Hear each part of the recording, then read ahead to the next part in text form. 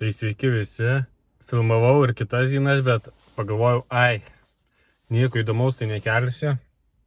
Visumoje, ką kelsiu, tai tik statistika. Šiandien parodysiu, kiek pavyko uždirbti. Dirbau ir paprastas dienas. Jau ne tik savaitgalį, tai žiūrėsim, kaip sekėsi. Perspėjau, pas mane yra mažas miestas, tai daug nesitikėkite. Bet kai kur net man juokinga, kai žmonės tiek laiko pralaukia ir tik tiek užsakymų, tai galėsite pasižiūrėti. O visumoje žiūrėsim, ar bus šiandien ką papasakoti, ar nebus. Jeigu jau įsijungiai, tai paspausk like mygtuką ir paprenumeruok kanalą, jeigu bent jau kažkiek aktualu.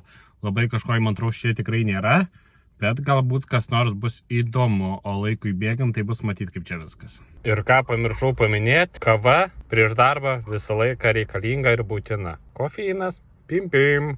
Yra toks TikTok'e luxury driver, tai truputį pakalbėsiu, kol užsakymų nėra. Tai jisai verkia ant Bolto, kad važiuoja už pigiai.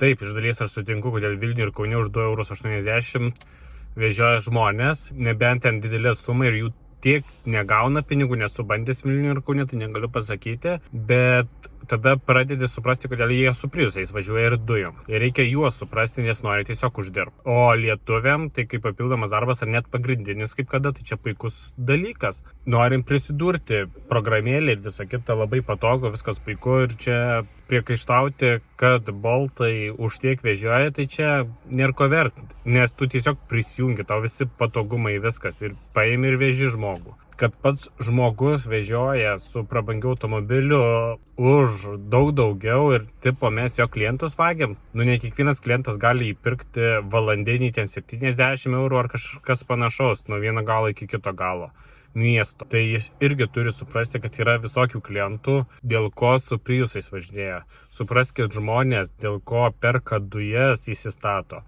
Nes nori uždirbti. Žmonės neturintys darbo tiesiog nori išdirbti, o tai yra puikia galimybė įsirašant Bolt programėlę. Įsistatai dujas ir vežioja žmonės. Dar galiu pridurti, buvo komentaras, kad mano yra naujesnis automobilis, kai 2018, o kitur važinėja su 2008 maždaug apytiksliai kainom, metais. Tai dėl ko? Tai mano automobilis nuvertėjo per metus apie 4,000 € grubiai paėmus, paėmė už 12,000, tai jo dabar kaina 8-9 tūkstančiai, tai per tuos metus tu tiesiog neuždirbsi.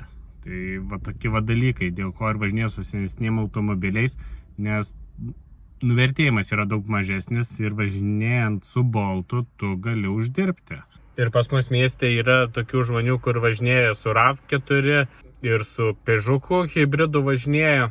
Žmonės vis tiek verčiasi. Į RAV4 įsidėjo dujas, Peugeot'as hybridas, tai vis mažiau kuro reikia. Bet jie, kai kurie net ratlankius labai gražius užsideda prabangius, tai kad pačiam būtų malonu. Tai tokie dalykai, Vilniuje, Kaune jaučiu tokių prabambasų nėra, bet mes savo miestelį kažkiek minimaliai ir dėl savęs pasistengim tą automobilį turėti šiek tiek geresnį. Todėl atvažiavę iš didmiesčių labai žavisi mūsų Bolto autoparku, kas mums iš dalies ir neprisimoka, žiūrint ir finansinės pusės, bet patiems maloniau. Neapsikenčiau, atvariau į plovyklą, nes baisi mašina. Sakiau, neplausiu, bet reikia. Nes jau baisoka. Sakiau, gal iškentėsiu, bet vis tiek ar taip reikės plauti. Ir kaip visada, Opelio ženklas, šį kartą iš galo, blizga, gražus. Štai gražus BMW'as, galėčiau ir su tokiu baltaut. Tik truputėlį gal kuro per daug ima, bet manau, daug kas nesupyktų. Pastebiu, kad klausia, ar su BMW prisimoka baltaut. Galiu iš dalies atsakyti, kad ne, ypač 3 litrinių, valgo vis tiek mieste kokį 12-10, tai patys pasiskaičiuokit, ar apsimoka ar ne. Tai nelabai apsimoka. Tas porą litrų skirtumas dėja, bet stipriai jaučiasi galutiniam rezultate. Pasibaigiau ir jau net buvau pamiršęs, kad reikia filmuoti, bet nieko. Pasižiūrėjau, ką uždirbau, per visą savaitę dirbau jau ir paprastą dieną nuo 8 iki 12 maždaug. Uždirbau 320 €. Taip, tai mūsų miesteliai nėra daug. Pagal Vilnių ir Kauną aš iš vis nelyginu, dirbau pirmadienį Ir va čia matot valandas, kiek esu pradirbęs. Iš viso pradirbau 40 valandų beveik. Kelionių įvykdžiau 67 iš 85. Tai va, gausiu išmokėjimą 204 eurus. Tai va tokia va mano statistika. Ir yra dienų, kai net pravažiavau tik 3 keleivius pravežiau. Kai kur 6.